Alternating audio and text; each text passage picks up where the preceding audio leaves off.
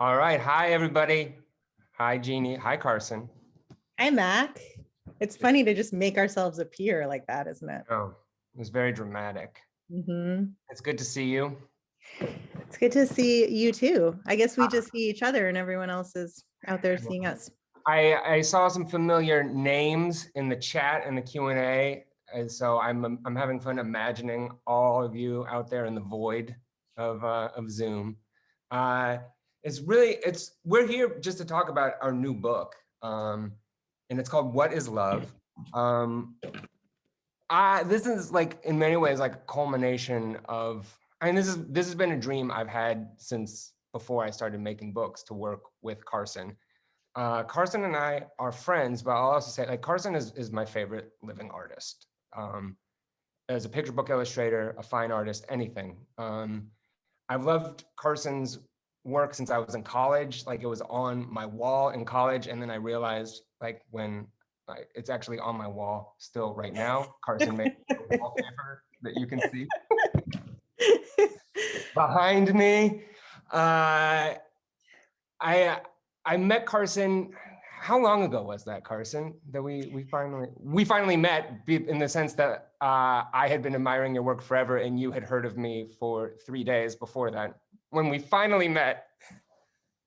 I think that's an exaggeration. I think we had a correspondence for a while before we finally met.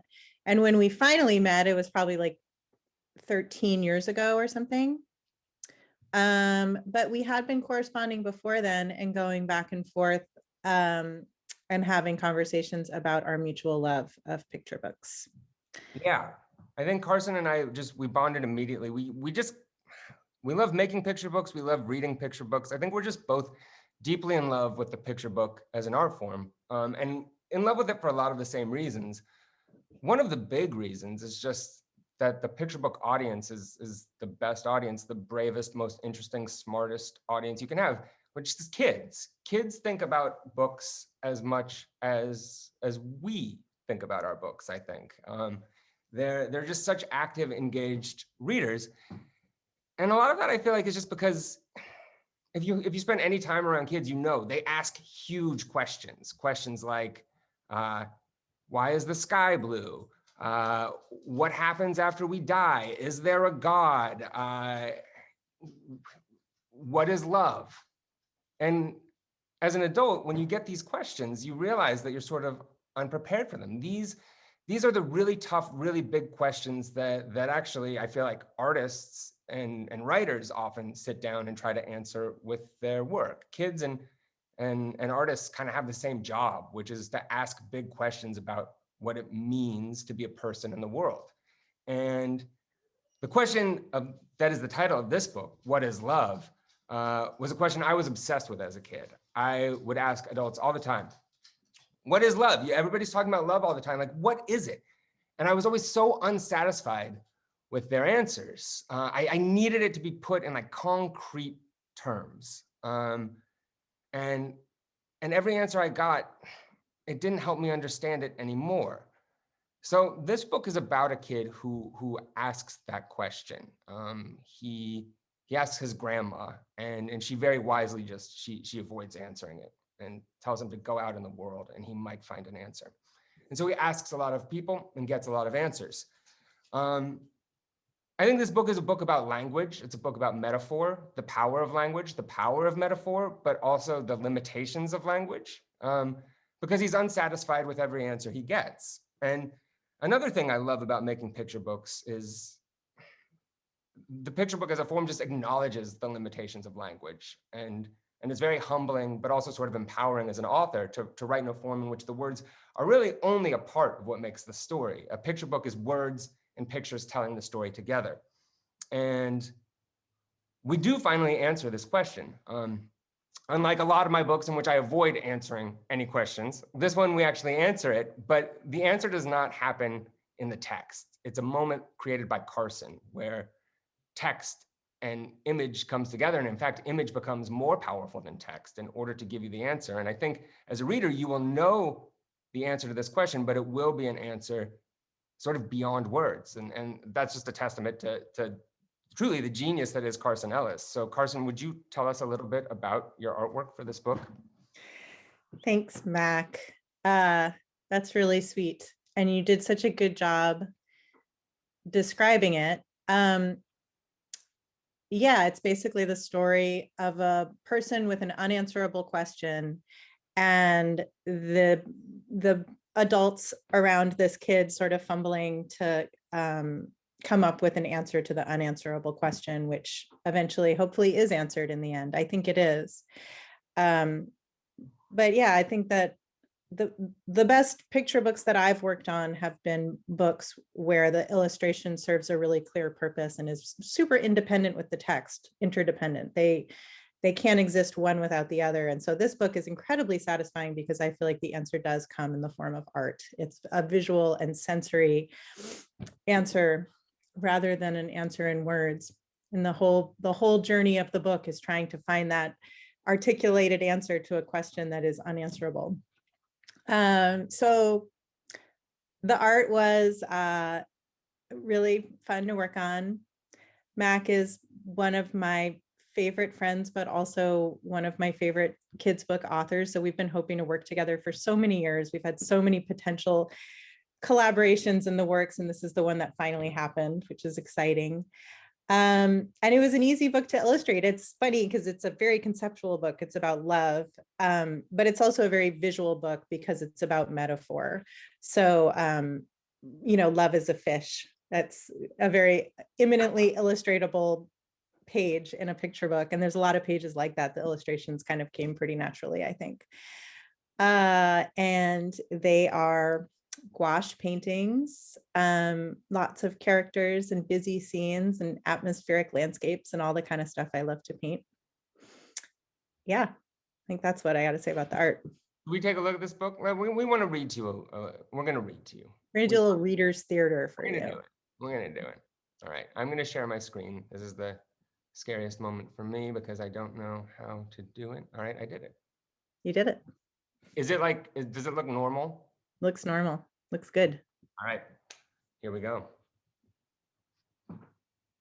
This is an old PDF. This is an old one too? Oh my goodness. It's okay. It's good enough. Everybody, just so everybody knows that the actual book will be even better. That's right. You're gonna have to wait till October to get the real thing. You will. This looks like it's an earlier PDF, but that's totally fine. What is Love? Early unauthorized PDF by us. When I was a boy, in the garden out front of the house where we lived, I asked my grandmother, "What is love?" My grandma was old. I thought she would know. She picked me up in her arms and said, "I can't answer that." "Who can?" I asked. "If you go out into the world, you might find an answer." So I went. I asked the fisherman, "What is love?" The fisherman smiled. "Love is a fish." "A fish," I said. "It glimmers and splashes just out of reach, and the day that you catch it, if you know what you're doing, you give it a kiss and throw it back in the sea." "But I don't like fish," I said. "They're slimy and taste bad, and they have creepy eyes." The fisherman sighed. "You do not understand." I asked the actor, "What is love?" The actor smiled. "Love is applause." Applause? "It's the hoots of the crowd, the sound of their hands. You stand in the footlights while they all scream your name. Sometimes they throw flowers. At this moment, you know you exist. You are seen." "But the crowd leaves," I said. "They go home." The actor sighed. "You do not understand." I asked the cat, "What is love?" The cat smiled. "Love is the night." "The night," I said. That sounded all right. But before the cat could explain, a dog chased it away. "Wait," I said, "stop. What is love?" The dog looked back and said, "This." I asked the carpenter, What is love? The carpenter smiled. Love is a house. A house? You hammer and saw and arrange all the planks. It wobbles and creaks and you alter your plans.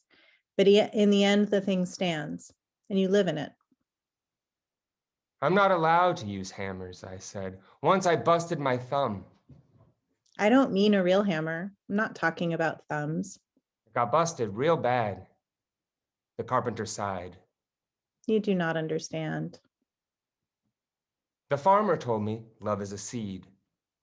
This soldier told me love is a blade. That soldier told me love is a horse. But the cart driver said, no, it's a donkey.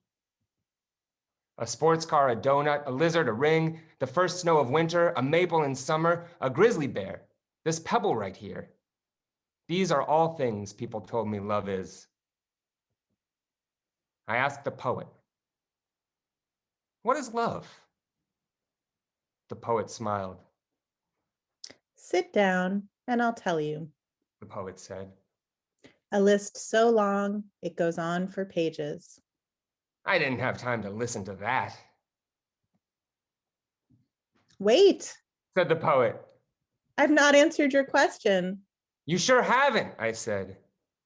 The poet shouted at me. You do not understand. And so one day I returned to the house where we lived. The lights were all on. I smelled dinner cooking. My dog barked gladly at me from a window upstairs. I took off my shoes and I stood in the garden. I curled my toes so they dug in the dirt. I sighed. Oh, did I miss a line? Yes. I didn't hear my grandmother come up behind me. Finally, She said. you've come back. She was older. I was taller. She asked me, Did you answer your question?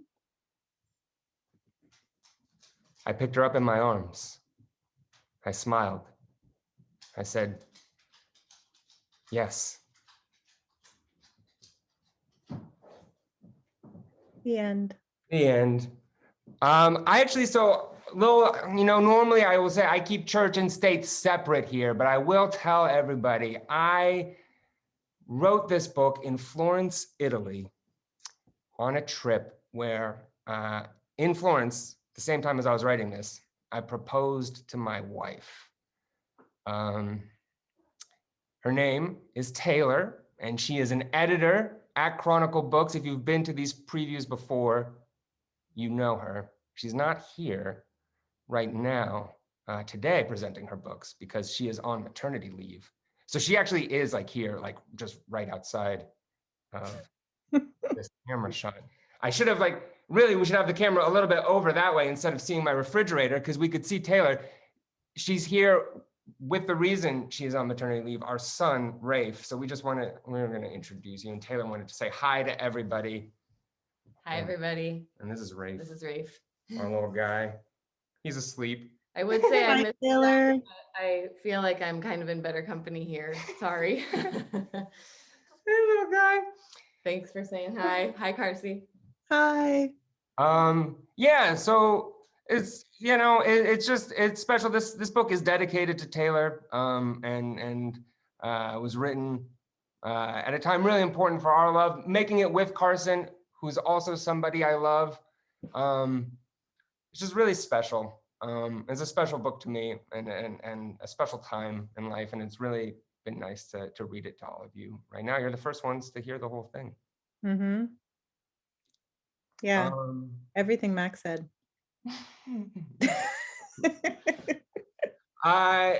We know that there have been some questions, I think, in the chat. We're here to answer questions. So Andy, do you want to come and ask us stuff? I was not emotionally prepared for that, so. Are you crying? Yeah, like the whole thing. I wasn't prepared for like the full read. I wasn't prepared for Ray, for Taylor. So thank you for all of that. Yeah, everyone I lost track of any questions that came in because everyone just lost their minds over Rafe and Taylor appearing on screen.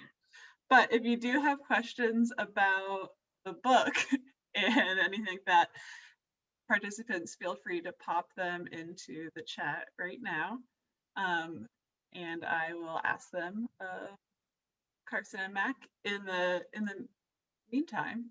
Yeah, in the meantime, here's a wild fun fact about this book and sort of Yeah. like the working on it together is like the last trip I took before COVID was actually to visit Carson. And Carson lives in outside Portland, but she was up in Astoria on the Oregon coast. And I had never been there. And she was going up to sort of sketch out and figure out this book, and invited me up there. And so we just like walked around the beach in this beautiful little town and talked about how this book might unfold and different ideas she had. And yeah, and that was the last time I took a trip. And I think maybe the last time anybody took a trip. That was the last one. And that was sort of the start of this book. Yeah. And handed it over to Carson to work on in this strange time, and it like was a reason for us to just keep talking to each other a bunch throughout the pandemic. Mm-hmm. I love that. I Yeah. think a question was asked, and I'm hopefully remembering it correctly. If not, hopefully it's still the essence of it. But in your manuscript, how did you convey what you wanted to be kind of, if not, since it's not stated in the text, how did you convey the like feeling that you wanted? So If you're not letting us see it, yeah, I think that can we in this room know what you wrote? I think, yeah, well, I think so. So remember. ever since I started making picture books, I've always been interested in creating moments that where things happen in pictures that aren't mentioned in the text. So there are always big gaps in a picture book manuscript, and there should be. If your manuscript makes sense without pictures, then it's not a picture book manuscript. It should be a different kind of story. At the beginning, I was more, oh, I should stop screen sharing, by the way, shouldn't I? How do I stop? How do I stop? Don't panic. There Oh. should There's a button. All right. You did it. first step, don't panic.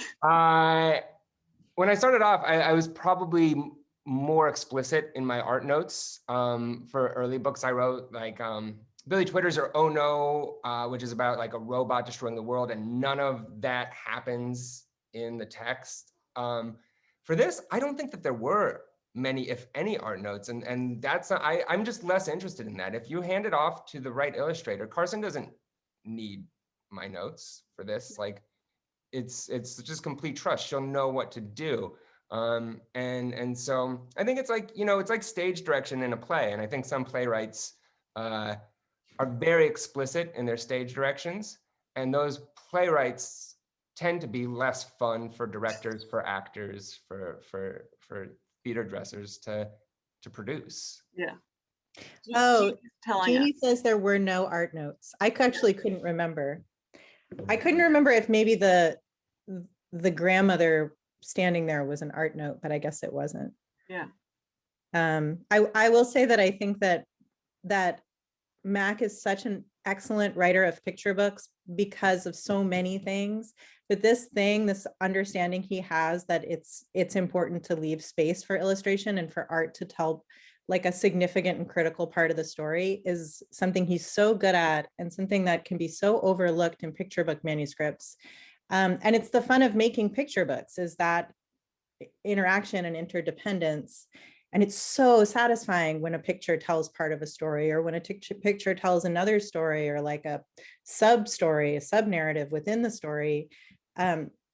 I feel like Mac always knows that there's opportunity for that, and then just kind of create space for people to figure out what that should be. Which Absolutely. is what makes his books great.